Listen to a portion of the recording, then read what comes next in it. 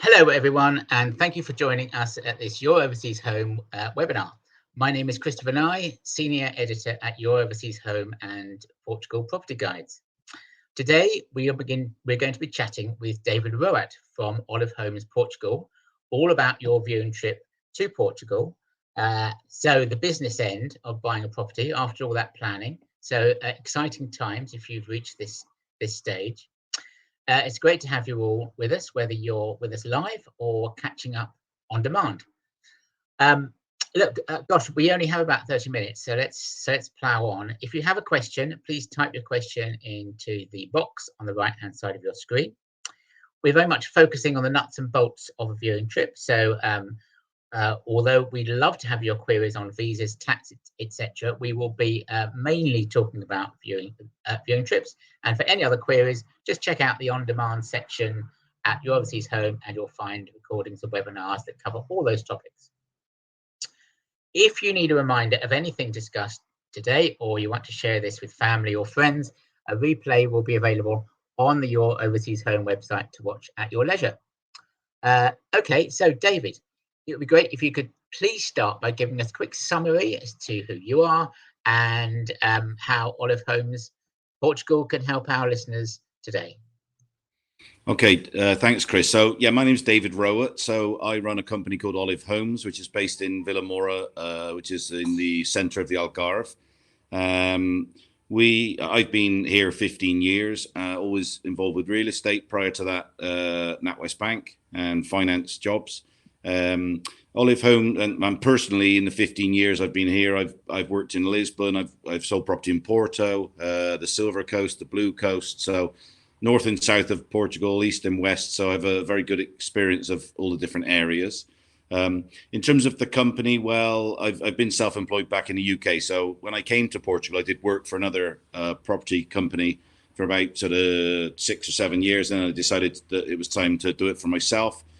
So I have a dedicated team of about 10 people.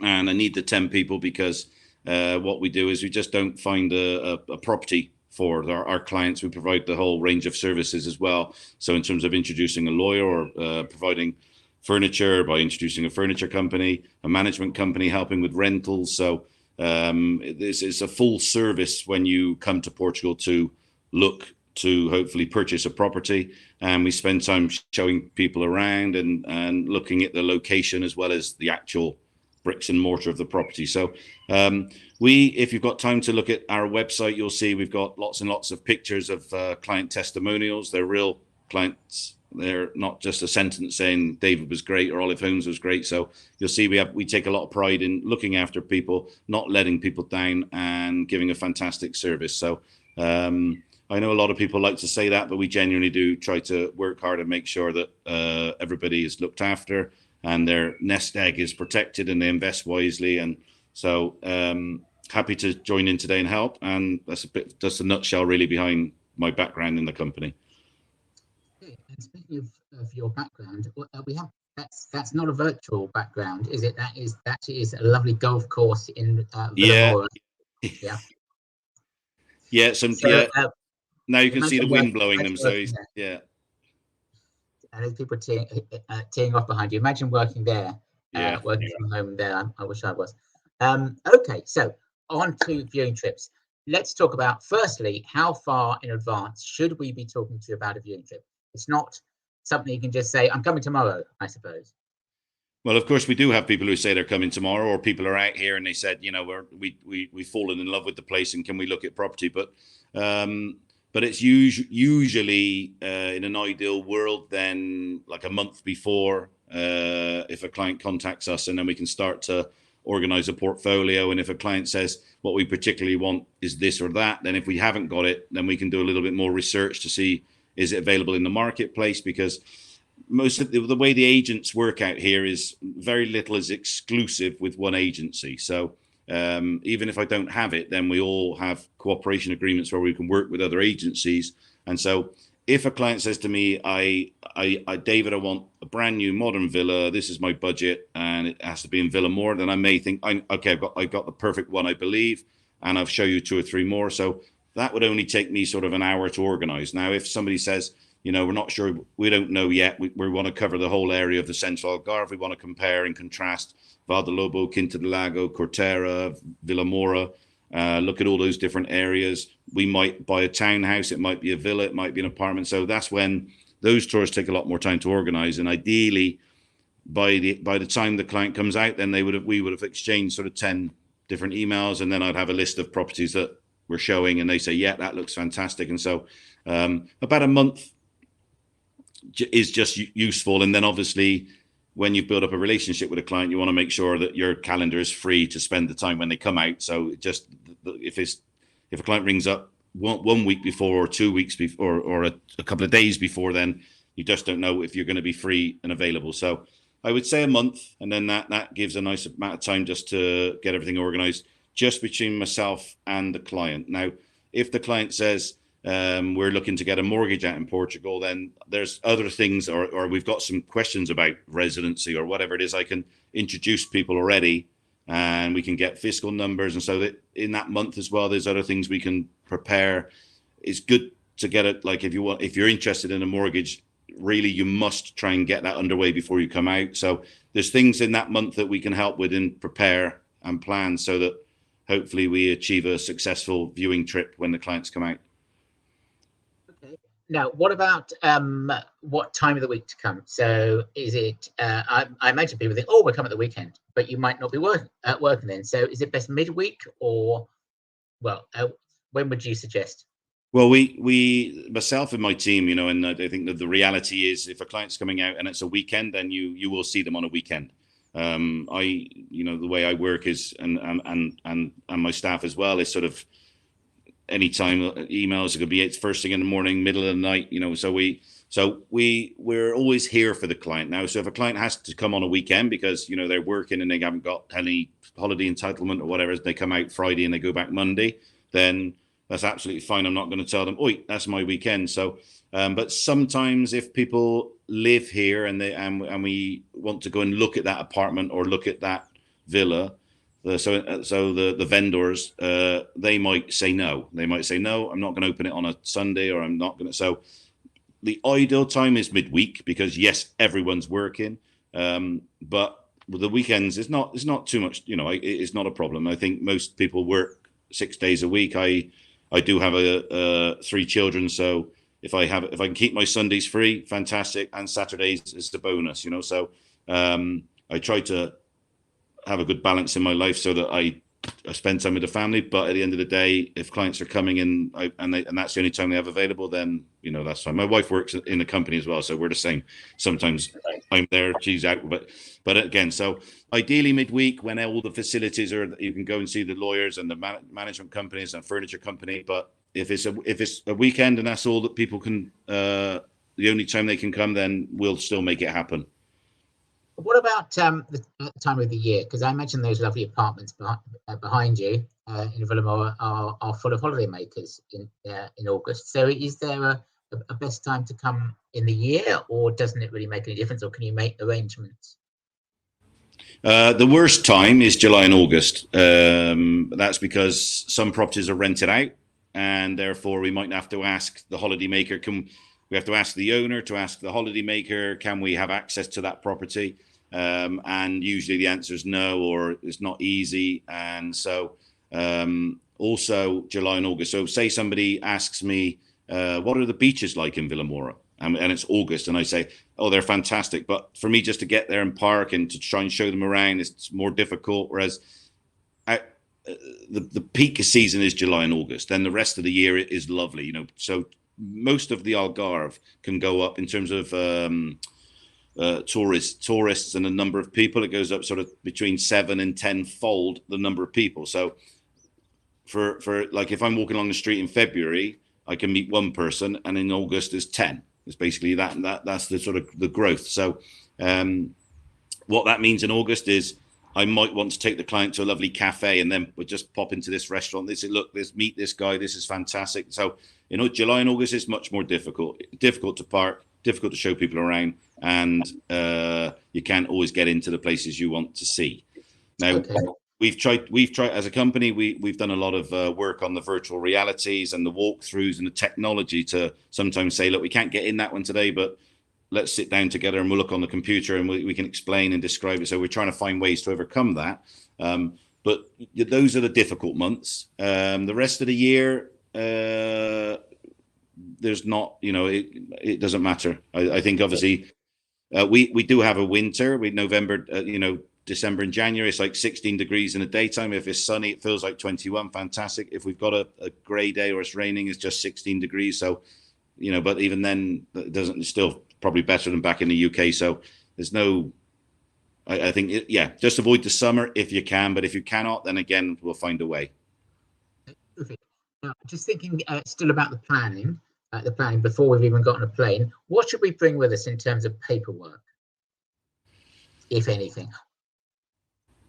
Okay, so if you don't need a mortgage, then really you would come with your passports and that's enough. Because if you find something and you want to, and maybe a credit card to help with the reservation procedure. But again, if most people now, rather than use a credit card, they'll transfer online if they find the property and they want to reserve it. Paperwork. But if you need a mortgage, then the reason why I say you should start planning and preparing for your mortgage sooner is because the market now is so sort of strong and things are getting sold so quickly that if you find the place you like and then we negotiate, which is not so easy anymore either, and you say, I love it. And if I have to tell the vendor everything that's happening and I say, these clients now need a mortgage, well, it can take 4 to 6 weeks to arrange. And he or she may say, well, we're not taking off the market. We're not going to wait that long. So one of the key things to prepare for before you come out is to get in contact with the banks, which we can do for you and get that underway. In terms of coming out, no. I mean, 90% of clients will come out and they'll treat it like a normal visit to Portugal. And so if we reserve a property, we need copies of the passports. We would need proof of address at some stage, but that can be a copy of the driving license. Also, if you buy a property here, you need a copy of a utility bill, proof of address. This is money laundering regulations. You would expect to be the same as elsewhere. But no, if you walked in off the street, came in the office, said, hello, I'd like to buy a property, then, it can be done. You don't need to bring. Okay, great. I think we would probably, not least because they sponsor us, we would suggest that you contact Smart Currency Exchange just to know what you're going to get for your pounds in Portugal, especially at the moment because the exchange rate is just up and down all the time. It's gone up 2 or 3% just over the last week. So we would certainly suggest that you contact Smart to, especially if you're going to put the reservation down on a property, because in 3 months' time you will have no idea what you're paying in euros because the exchange rate will have changed. So with that caveat on exchange rates and Smart, okay, so we're on our way. We're going to come.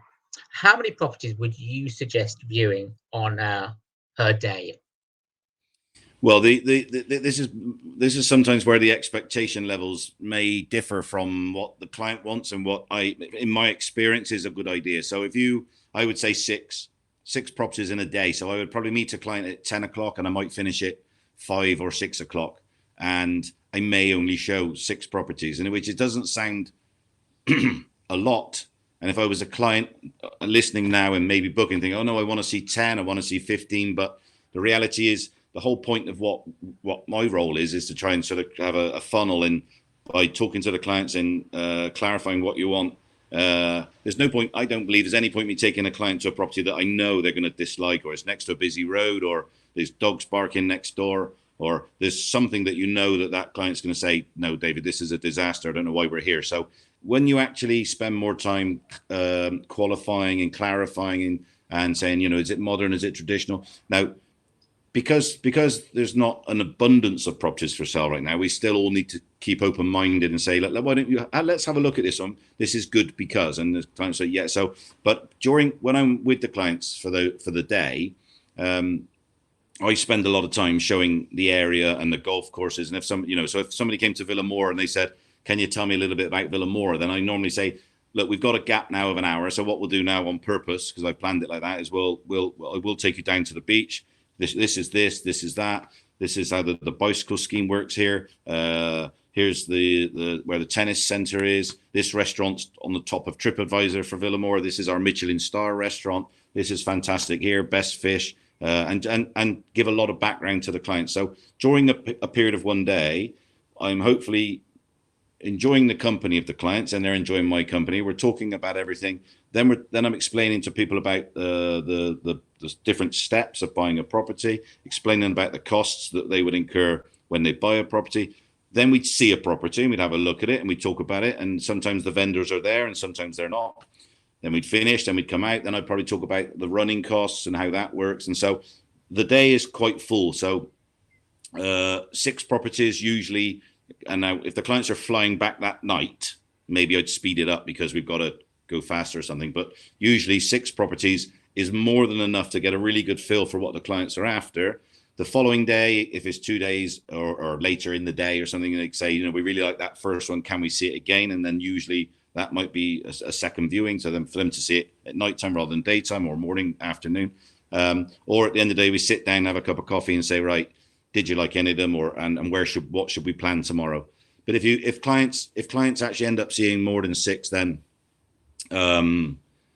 you know, their heads are spinning and it's like, okay, we're too much, you know, we're seeing a little bit. So take our time. And I always say to clients, you know, don't go liking three properties. You like one and forget the other 2, and then let's see another one. How does that compare? And then so it's just if I do a good job and we're listening, and normally that is enough for a client, and they're like, okay, that, you know, because I believe the clients want my expert advice. If I was going to buy something from somebody else, I don't want to see every television for sale in the showroom. I want them to tell me right this minute, right now, which are the best 3, and then I'll pick. And that's the sort of way we try to do things here. Okay. And with the and is it okay if I'm going around, I can take photos and do a kind of video walkthrough of my own? That's okay, is it? I've never had an owner say no. Okay. So yes, normally that's fine. I mean, it's expected. We would normally have the picture. Well, not everything's on our website, but we would normally have pictures. But if a client says, "Mate, can I do a video?" Yeah, I think I'm in probably in hundreds of videos and pictures, because they always go pitching. I'm like, hello. But yeah, so it's absolutely fine, not a problem. Okay. And we normally get floor plans as well if they want more information after that. Okay, fantastic. Now, would you, when it comes to, well, firstly, we've had a question from Kate, who has asked, what's the cost of a viewing trip? Well, you don't offer those kind of €49 viewing trips, I imagine. So I guess it's kind of how long is a piece of string.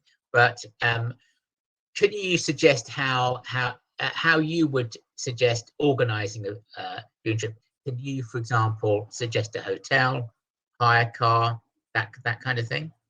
Yeah, so basically I get asked hundreds and hundreds of questions from all the different clients over the years. I've seen thousands of clients been, like, say, 15 years selling property here. So I always get people saying, the last client was like, when we come over, which is the best supermarket? Should we go here? Should we go there? So it's just there's always lots of different pieces of advice I give.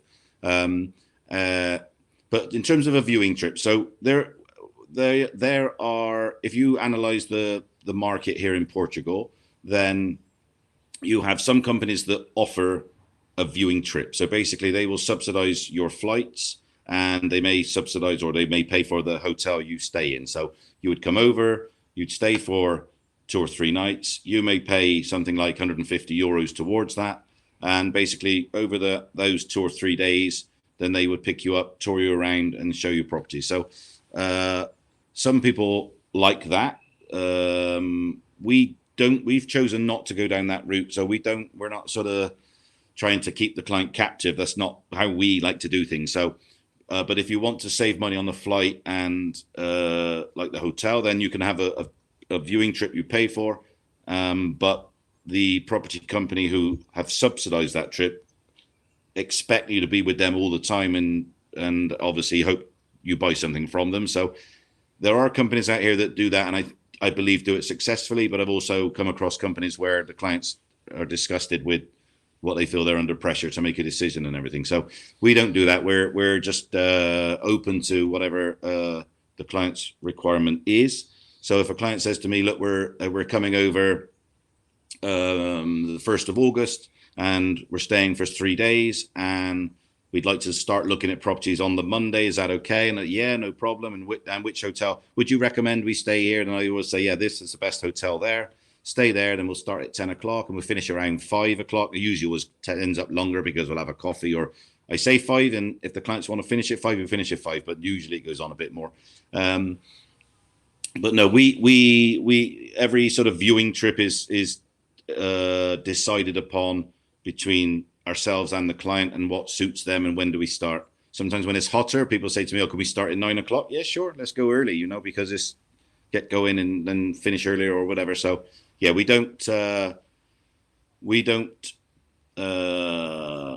the package of a viewing trip as such, but in effect we will, but we don't subsidize the flights or the accommodation. We're just here ready to look after you when you're out here. In the early 2000s, I did a couple of those trips as a kind of mystery shopper, and they were quite frightening. The high pressures. I mean, I almost bought one. I didn't even go out there to buy one. They were so high pressure. So thankfully, we moved on from those days. Okay, so now we're going around the property. We're taking photos. We like it. Is it normal to ask below the asking price at the moment, or would I be a fool for offering the full asking price? Unfortunately, not right now. No, unfortunately now I always tell the clients now, your expectations are that you have to pay list price. Set your expectations at that. Don't go thinking, okay, it's for sale at 250,000 euros and my budget really is 200 and I'll be getting a bargain, because it's just not like that anymore here. And I think the UK is similar, and Ireland's similar, and America's similar. The desire and therefore the demand for property at the moment is far more than the supply that we have available. So it's a seller's market. So that means the seller can sit back, fold their arms, say, I'm not going to budge on the price. And so and I tell this to my staff, if we make a mistake, if we say, if we're in an apartment and its list is 250,000 euros and we've not spoken to that owner and not asked, is there any flexibility with the price? It's very easy, because 5 years ago it was like this. Is I could say, Chris, it's 250, maybe offer 225. I think he'll take it. If I don't know he will, I've ruined this for you, because you then think now, okay, 225, and then I say, oh no, now he wants 250, and you're like, oh, but I thought he'd take 225. Well, I don't want to pay. So we have to be very, very careful the way we manage this, and this is just normal with every form of negotiation. So we have to set our expectations right at the start, and the market as it is right now is the price is list price now.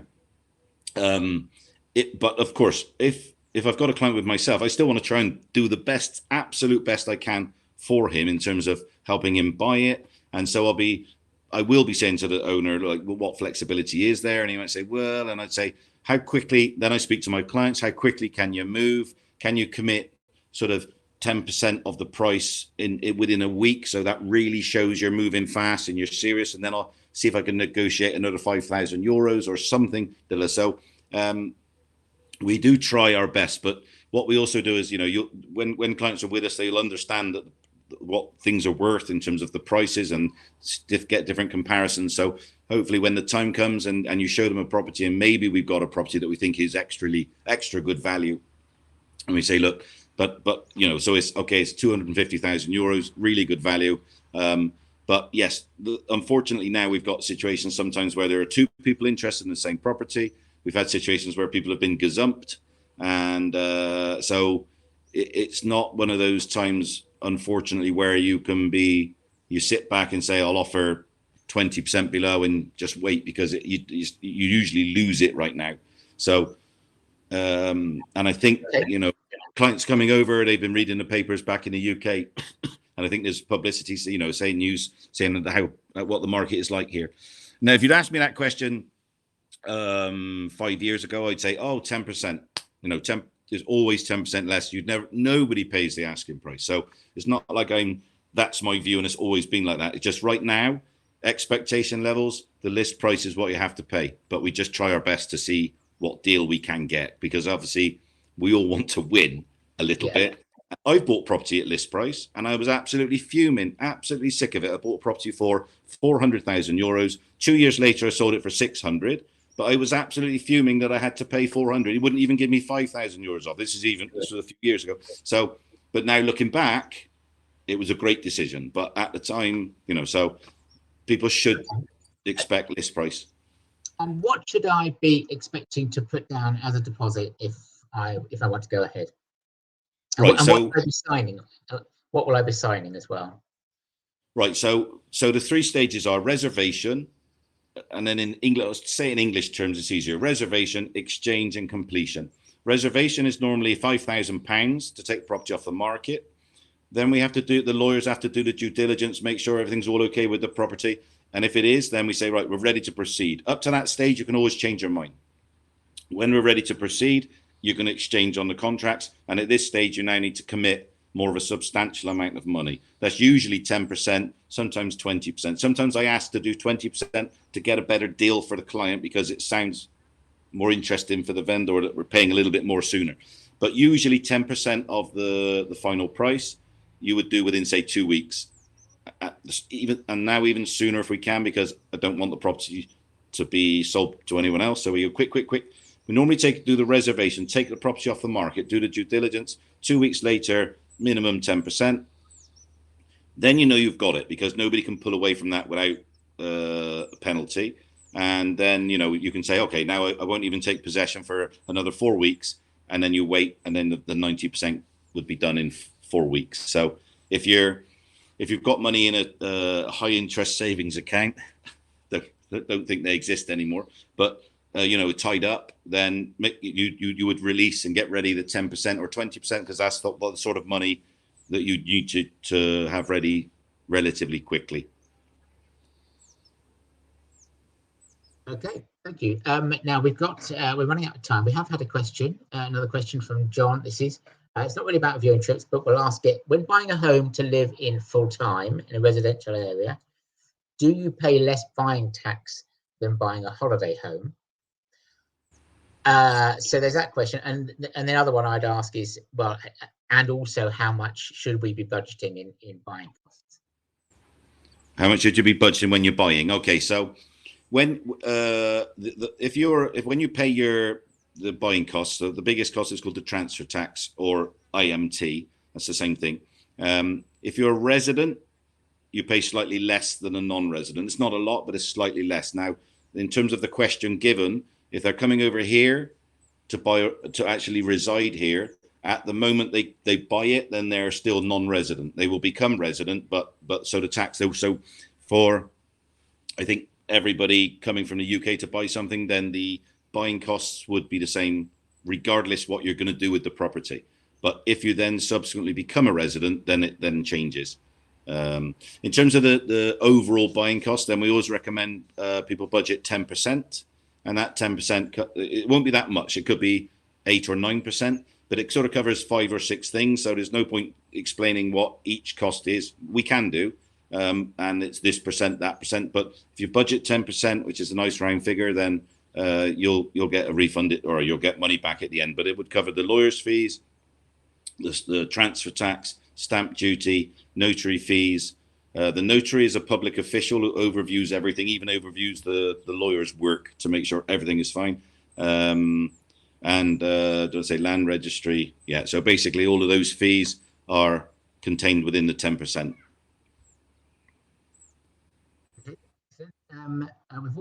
We've got one last question from Sandy. Do annual taxes have a generalized rate? For example, 10% of the home value? Annual taxes. So the annual taxes is obviously like council tax or rates or whatever word we like to call it. No, it's not as high as 10%.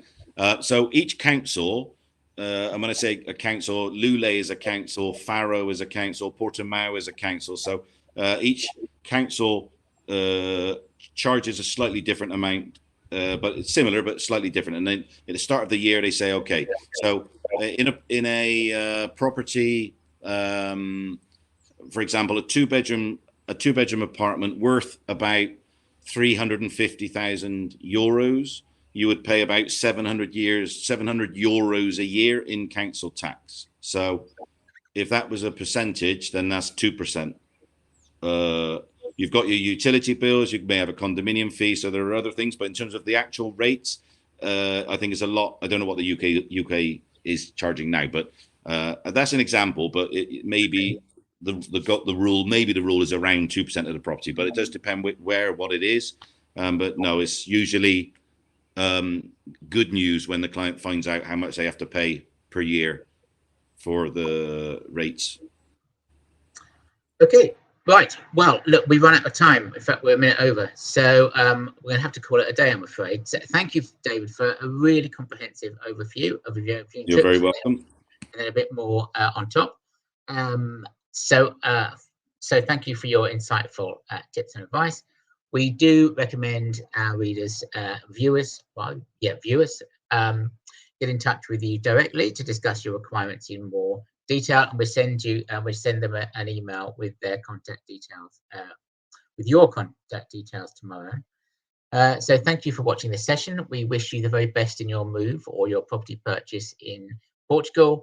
We've got all sorts of other resources available for you to help you with your buying journey, including guides and other webinars. So do take a look at your Overseas Home website.